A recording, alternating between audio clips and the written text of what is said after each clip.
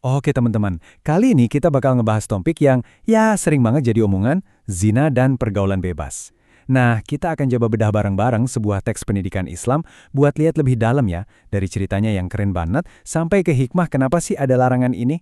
Yuk, langsung aja kita mulai. Nah, kita awali dari sebuah kisah yang jujur luar biasa banget. Di bagian pertama ini, kita akan lihat sebuah dilema yang benar-benar nyata dan kuat. Ada pertanyaan yang, wah, mengejutkan banget. Dan ini ditanyain langsung loh ke Nabi Muhammad. Jadi pertanyaan ini nih yang jadi bingkainya. Dan ini bukan sekedar teori ya, ini beneran kejadian. Sebuah peristiwa nyata yang, sangat menyentuh. Coba deh bayangin situasinya. Tiba-tiba ada seorang anak muda datang ke Nabi, terus terang-terangan minta, "Wahai Nabi, izinkan aku berzina." Wah, kebayangkan? Orang-orang di sekeliannya langsung kaget, marah, negur dia. Tapi Nabi justru tenang banget. Malah beliau panggil anak muda itu buat mendekat. Dan disinilah kita lihat kebijaksanaannya yang luar biasa. Nabi nggak langsung ngejudge, sama sekali nggak. Beliau malah ngajak anak muda ini mikir, pakai empati. Beliau tanya, kamu rela nggak kalau itu terjadi sama ibumu, atau anak perempuanmu, atau saudara perempuanmu? Tentu aja, jawaban pemuda itu selalu sama. Nggak, demi Allah, aku nggak rela. Dan tiap kali dia jawab gitu, kesadarannya kayak makin tumbuh.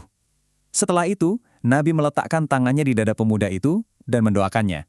Hasilnya, keinginan buat berzina itu hilang total dari dirinya. Lenyap begitu saja. Oke, dari kisah yang tadi, sekarang kita coba geser sedikit ya. Kita lihat landasan teologisnya, kenapa sih ada larangan ini dalam ajaran Islam?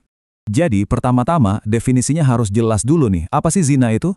Nah, menurut teks yang kita bahas, zina itu ya hubungan badan layaknya suami istri, tapi dilakukan sama laki-laki dan perempuan yang nggak punya ikatan pernikahan yang sah.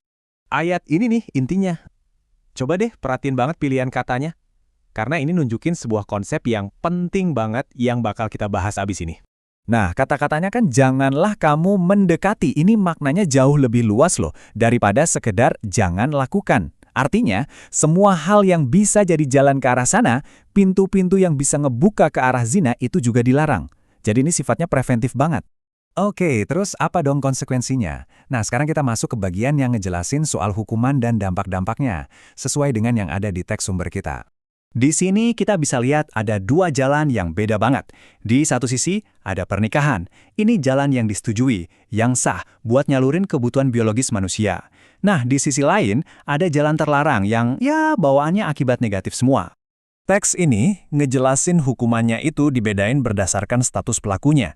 Ada yang namanya zina mohsan. Ini buat orang yang udah atau pernah menikah. Hukumannya, menurut teks ini, adalah deras 100 kali dan rajam. Terus ada zina gairu mohsan. Ini buat yang belum pernah menikah. Hukumannya didera 100 kali dan diasingkan selama 1 tahun. Tapi ternyata konsekuensinya nggak cuma hukuman fisik aja loh. Teks ini juga ngejelasin ada 6 dampak negatif lainnya. 3 di dunia, bisa bikin hilang kehormatan, jadi sebab kemiskinan, dan katanya bisa memperpendek umur. Nah, terus ada 3 lagi di akhirat. Dapat murka Allah, hisab atau perhitungannya jadi sulit, dan dapat siksa yang pedih. Melihat konsekuensinya yang berat banget, pertanyaannya jadi, gimana cara menghindarinya?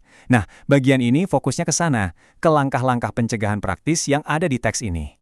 Kalau kita ngomongin zaman sekarang, mendekati zina itu bentuknya bisa macam-macam banget kan?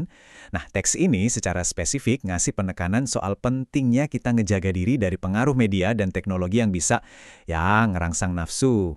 Teks ini ngelis nih, apa aja sih yang termasuk pendekatan ke zina itu. Ini kayak batasan-batasan praktis gitu. Contohnya, pergaulan bebas, berduaan sama yang bukan mahram, datang ke tempat-tempat yang bisa mancing syahwat, sampai nonton atau baca media yang merangsang, dan juga soal cara berpakaian. Oke, sebagai penutup, kita geser fokusnya sedikit lagi ya. Kita lihat dampak internalnya, dampak spiritualnya. Karena ini bukan cuma soal perbuatan fisik, tapi juga gimana hubungannya sama keimanan kita. Ada hadis yang dikutip di teks ini yang wow, kuat banget maknanya. Dibilang, kalau seseorang berzina, iman itu keluar dari dirinya. Kayak awan di atas kepalanya gitu. Nanti kalau dia berhenti, imannya baru balik lagi. Ini nunjukin gimana dalamnya dampak perbuatan itu ke sisi spiritual seseorang. Jadi, setelah kita bedah semua ini, kita sampai di pertanyaan terakhir, ya kan? Dari apa yang kita lihat di teks ini, larangan zina itu ternyata bukan sekedar batasan, tapi lebih kayak sebuah benteng pertahanan. Buat apa? buat melindungi kehormatan diri, menjaga keutuhan keluarga, dan yang paling penting, buat menjaga iman di hati kita. Nah, kira-kira apa ya pelajaran yang bisa kita petik dari sini?